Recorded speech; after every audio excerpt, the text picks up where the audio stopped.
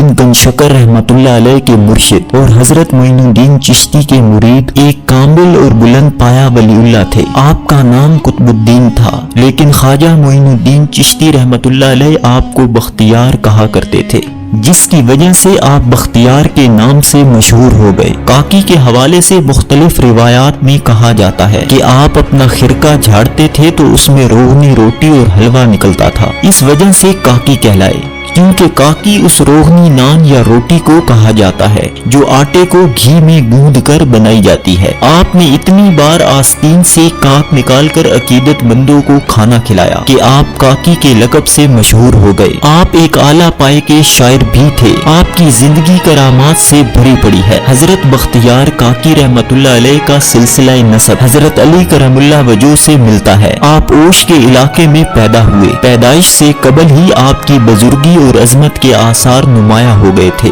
آپ کی والدہ فرماتی تھی کہ جب میں تہجد کی نماز کے لیے اٹھتی تو شکم سے اللہ اللہ کی آواز آتی تھی جو ایک گھڑی تک رہتی تھی۔ آپ کی پیدائش آدھی رات کے وقت ہوئی اور اس وقت ایک نور نے سارے گھر کو روشن کر دیا۔ والدہ کو یہ خیال آیا کہ شاید سورج نکل آیا ہے، لیکن یہ آپ کی برکت تھی۔ آپ کی والدہ محترمہ نے دیکھا کہ حضرت قطب صاحب کا سر مبارک سجدے میں ہے اور اللہ اللہ کی آواز آ رہی ہے۔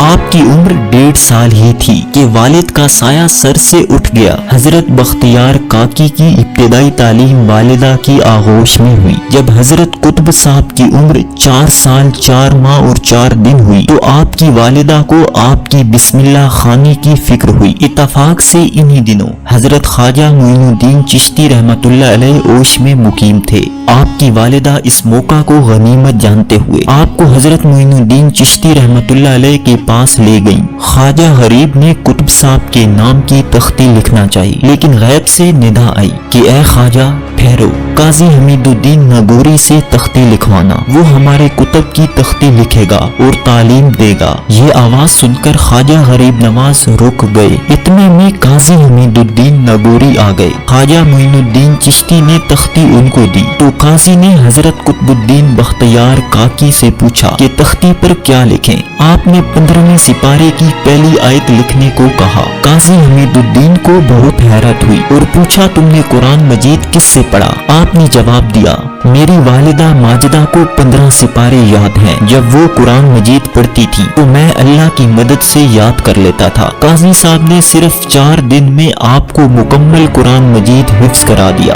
جب آپ 5 سال کی عمر کو پہنچے تو آپ کی والدہ نے آپ کو محلے کے مکتب میں داخل کرانے کے لیے بھیجا۔ راستے میں ایک بزرگ ملے جنہوں نے کہا کہ مکتب کی بجائے اس بچے کو ابو حفص سے تعلیم دلوانی چاہیے، اور پھر آپ کو ابو حفص کے حوالے کرتے ہوئے ان بزرگ نے فرمایا یہ بچہ ایک دن اولیاء کرام میں شمار ہوگا، اس کو نہایت شفقت اور محبت سے تعلیم دیں۔ بزرگ کے جانے کے بعد استاد نے پوچھا بیٹا جانتے ہو یہ بزرگ کون تھے؟ آپ نے کہا نہیں جانتا۔ تو استاد نے کہا بیٹا یہ خضر علیہ السلام تھے جنہوں نے تمہیں میرے حوالے کیا ہے۔ یہاں سے آپ نے ظاہری و باطنی علوم حاصل کیے اور کم عمری میں ہی تمام مروجہ علوم میں مہارت حاصل کر لی۔ پھر حضرت خواجہ معین الدین چشتی رحمت اللہ علیہ کی خدمت میں حاضر ہوئے، ان کے ہاتھوں پر بیعت کی۔ آپ نے خواجہ معین الدین چشتی رحمت اللہ علیہ کے ہمراہ مکہ مکرمہ، مدینہ منورہ، بغداد اور مختلف علاقوں کا سفر کیا اور پھر ہندوستان میں آ گئے۔ خواجہ غریب نواز نے دہلی کی ولایت آپ کے سپرد کی اور خط و کتابت کے ذریعے رہنمائی فرماتے رہے۔ خواجہ معین الدین چشتی اجمیری رحمت اللہ علیہ فرماتے ہیں کہ مجھے بارگاہ الہی سے ارشاد ہوا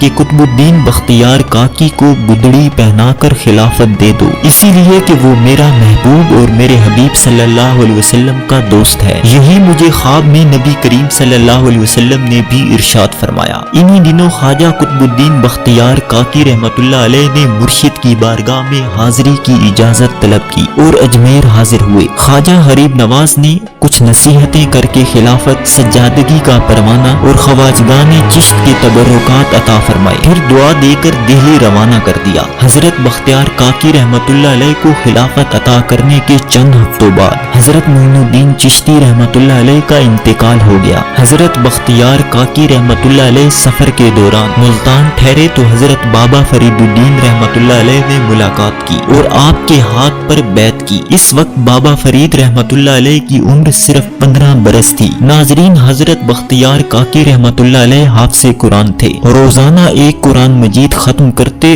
गोशा नशीनी पसंद फरमाते। कम खाना, कम बोलना और कम सोना आपका शियार था। आप इबादत में मसरूफ रहते और अहलिया खुर्दोनोश का इंतजाम करती थी। एक दुकानदार आपके पड़ोस में रहता था, हजरत कुतुबुद्दीन की अहलिया मोहतरमा। उस दुकानदार की बीवी से कर्ज लेकर गुजारा करती थी और कुछ आने पर उसका कर्जा अदा कर देती थी। ये सिलसिला चलता रहा। एक दिन उस खातून ने आपको ताना दिया और कहा, अगर वो कर्ज ना दे तो उनका काम कैसे चले। ये बात हजरत कुतुब साहब की अहलिया को नागवार गुजरी। आपने उससे कर्ज लेना बंद कर दिया। जब ये बात हजरत कुतुब साहब के इल्म में आई तो आपने कहा, कर्ज ना ले, जब जरूरत हो तो तादाद के लिहाज से बिस्मिल्लाहिर्रहमानिर्रहीम कहकर हुजरा के ताक से रोटियां उठा लिया करे। आपकी अहलिया मुहतरमा ऐसा ही करती, लेकिन एक दिन आपकी अहलिया ने एक खातून को इस बात से आगाह कर दिया। उस दिन के बाद काक निकलना बंद हो गया। हजरत बख्तियार काकी रहमतुल्लाह अलैह को महफिल समा का बहुत इश्तियाक था, बल्कि इश्क की हद तक जुनून था। सिमा में आप पर कैफियत तारी होती तो कई रोज बेखुद रहते।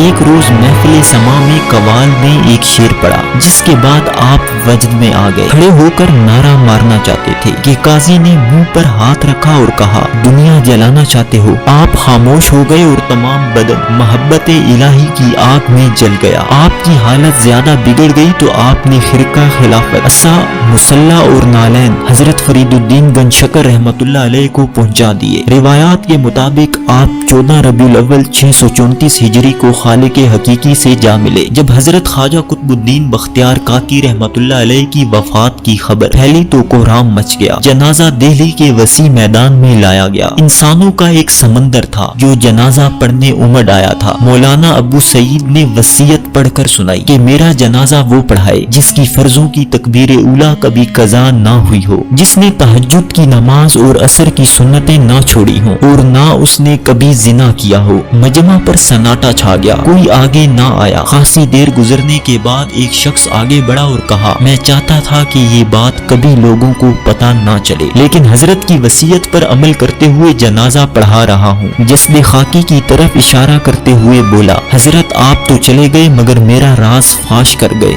जनाजा पढ़ाने वाला ये शख्स कोई और नहीं, बादशाह वक्त सुल्तान शमसुद्दीन अत्तमश था। आपके मजार की तामीर उस जमीन में की गई जिसको आपने अपनी कब्र के लिए खुद खरीदा था। अल्लाह आप पर रहमत फरमाए। नाजरीन, मशाइख कराम के इस सिलसिले का मकसद अहले इस्लाम को बुजुर्गाने दीन के हालात व वाक़यात से रोशनास करवाना है, ताकि उनकी तरह हमारी जिंदगी भी दीनी अहकामात के मुताबिक हो जाए और हम दीनों दुनिया में कामयाब हो जाएं।